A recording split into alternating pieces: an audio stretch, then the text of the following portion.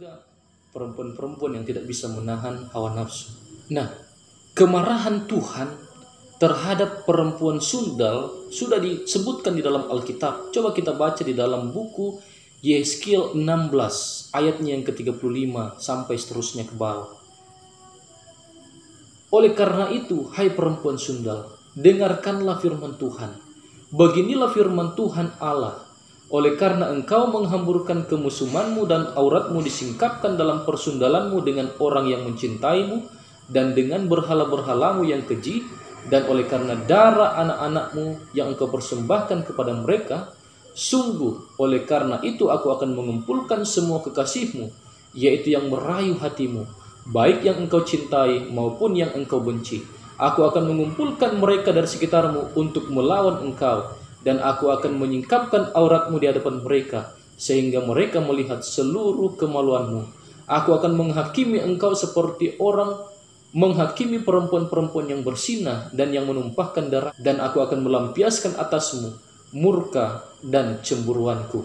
Aku akan menyerahkan engkau dalam tangan mereka, dan mereka akan meruntuhkan tempatmu dan merusakkan bukit-bukitmu. Mereka akan menelanjangi engkau, akan merampas perhiasan-perhiasanmu, dan membiarkan engkau telanjang bugil. Bahkan Tuhan juga mencatatnya di dalam buku Yeremia. Yeremia pasalnya yang kelima, ayatnya yang ketujuh. Bagaimana? Kalau begitu, dapatkah aku mengampuni engkau? Anak-anakmu telah meninggalkan aku dan bersumpah demi yang bukan Allah. Setelah aku mengenyangkan mereka, mereka bersinah dan bertemu ke rumah persundalan. Mereka adalah kuda-kuda jantan yang gemuk dan gasang. Masing-masing meringik, menginginkan istri sesamanya. Masakan aku tidak menghukum mereka karena semuanya ini? Demikianlah firman Tuhan. Masakan aku tidak membalas dendam kepada bangsa yang seperti ini? Kemudian dicatat ayat-ayat selanjutnya, saudara, bahwa mereka ini akan dijadikan oleh Tuhan seperti kayu bakar. Artinya akan dibakar habis. Dan di zaman Israel, orang yang bersinah, orang yang bersundal atau perempuan yang bersundal, mereka ini akan dilempari batu sampai mati. Jadi akibatnya daripada persundalan ini yang dikatakan oleh Tuhan, mereka akan dibinasakan. Bagaimana dengan persundalan Israel secara bangsa? Atau kita sebagai umat Tuhan, mungkin kita bersundal dengan cara tidak menjadikan Tuhan sebagai Allah kita, tetapi memiliki berhala-berhala yang lain. Kita menyembah ilah-ilah yang lain. Apa akibatnya dari persundalan ini atau pelakoran ini? Yeremia pasal 3 ayatnya yang ke-8. Dilihatnya bahwa oleh karena sinahnya aku telah menceraikan Israel, perempuan murtad itu, dan memberikan kepadanya surat cerai. Namun Yehuda, saudaranya perempuan yang tidak setia itu, tidak takut, melainkan ia juga pun pergi bersundal. Kalau kita lihat ayat ini, Tuhan akan menceraikan, dan bangsa Israel diceraikan oleh Tuhan.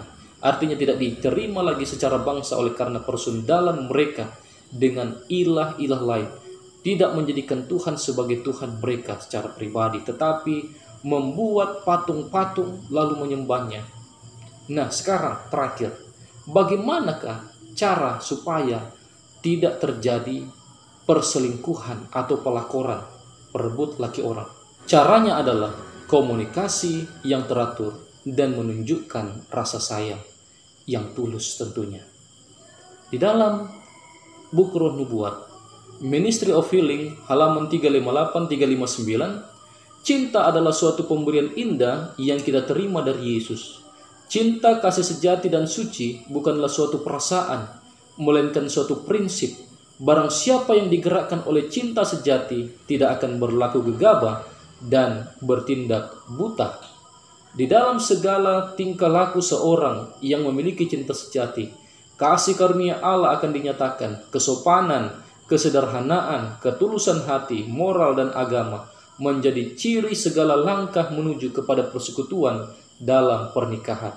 Di dalam Review and Herald September 25, 1888, menunjukkan cinta sejati adalah hal yang sangat penting di dalam pernikahan, supaya pasangan atau istri kita tidak merebut laki-laki orang. Mari kita jaga mereka dengan menunjukkan cinta kasih sejati. Yang berikutnya lagi, 2 Timotius 2 ayat 22. Sebab itu, jauhilah nafsu orang muda, kejarlah keadilan, kesetiaan, kasih, dan damai bersama-sama dengan mereka yang berseru kepada Tuhan dengan hati yang murni. Saudaraku,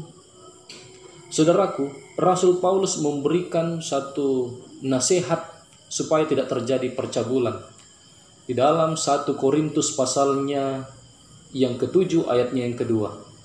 Tetapi mengingat bahaya percabulan, baiklah setiap laki-laki mempunyai istrinya sendiri, dan setiap perempuan mempunyai suaminya sendiri. Dan hati-hati, jangan kita mencemarkan tempat tidur. Nasihat-nasihat yang lain saya akan bawa di dalam pembahasan selanjutnya.